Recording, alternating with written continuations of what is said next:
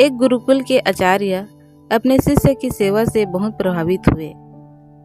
विद्या पूरी होने के बाद जब शिष्य विदा होने लगा तो गुरु ने उसे आशीर्वाद के रूप में एक दर्पण दिया। वह साधारण दर्पण नहीं था। उस दिव्य दर्पण में किसी भी व्यक्ति के मन के भाव को दर्शाने की क्षमता थी। शिष्य गुरु के इस आशीर्वाद से बड़ा प्रसन्न था। उसने सोचा, चलने से पहले क्यों न दर्पण की क्षमता की जांच कर ली जाए। परीक्षा लेने की जल्दबाजी में उसने दर्पण का मुंह सबसे पहले गुरुजी के सामने कर दिया। शिष्य को तो सदमा लग गया। दर्पण यह दर्शा रहा था कि गुरुजी के हृदय में मोह, अहंकार आदि दुर्गुण स्पष्ट नजर आ रहे हैं। मेरे आदर्श, मेरे गुरुजी इतने अवगुणों से भरे हैं, यह सोचकर वह बहुत दुखी हुआ। दुखी मन से वह दर्पण लेकर गुरुकुल से रवाना तो हो गया, लेकिन रास्ते भर मन में एक ही बात चलती रही। जिन गुरुजी को समस्त दुर्गुणों से रहित एक आदर्श पुरुष समझता था, लेकिन दर्पण ने तो कुछ और ही बता दिया। उसके हाथ में दूसरों को परखने का यंत्र आ गया था, इसलिए उसे जो भी मिलता उसकी परीक्षा ले लेता। उसने अपने कई इष्ट मित्रों तथा अन्य परिचित के सामने दर्पण रखकर उनकी परीक्षा ली। सबके हृदय में कोई न कोई दुर्गुण अवश्य दिखाई दिया। जो भी अनुभव रहा सब दुखी करने वाला था। वह सोचता जा रहा था कि संसार में सब इतने बुरे क्यों हैं। सब दोहरी मानसिकता वाले लोग हैं। जो दिखते हैं दरअसल वे हैं नहीं। इन्हीं निराशा से भरे विचारों में डूबा दुखी मन से वह किसी तरह घर तक पहुंच गया। उसे अपने माता पिता का ध्यान आया। उसके पिता की तो समाज में बड़ी प्रतिष्ठा है। उसकी माता को तो लोग साक्षात देवतुल्य ही कहते हैं। क्यों न इनकी परीक्षा की जाए। उसने उस दर्पण से माता पिता की भी परीक्षा कर ली।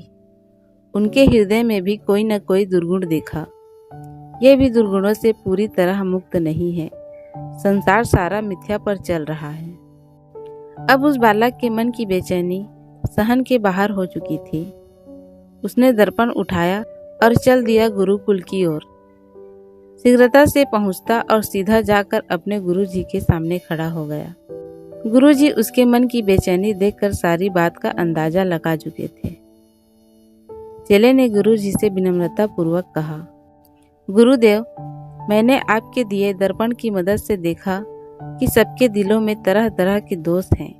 कोई भी दोष रहित सज्जन मुझे अभी तक क्यों नहीं दिखा। क्षमा के साथ कहता हूँ कि स्वयं आप में और अपने माता पिता में मैंने दोषों का भंडार देखा। इससे मेरा मन बड़ा व्याकुल है। तब गुरुजी हंसे और उन्होंने दर्पण का रुख शिष्य की ओर कर दिया। शिष्य दंग रह गया। उसके मन के प्रत्येक कोने में राग, द्वेष, अहंकार, क्रोध जैसे दुर्गुण भरे पड़े थे। ऐसा कोई कोना ही नहीं था जो निर्मल हो।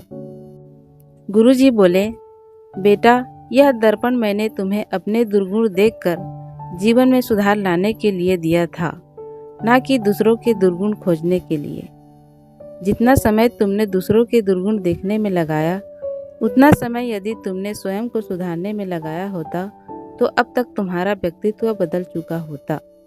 मनुष्य की सबसे बड़ी कमजोरी यही है कि वह दूसरों के दुर्गुण जानने में ज्यादा रुचि रखता है, स्वयं को सुधारने के बारे में सोचता ही नहीं।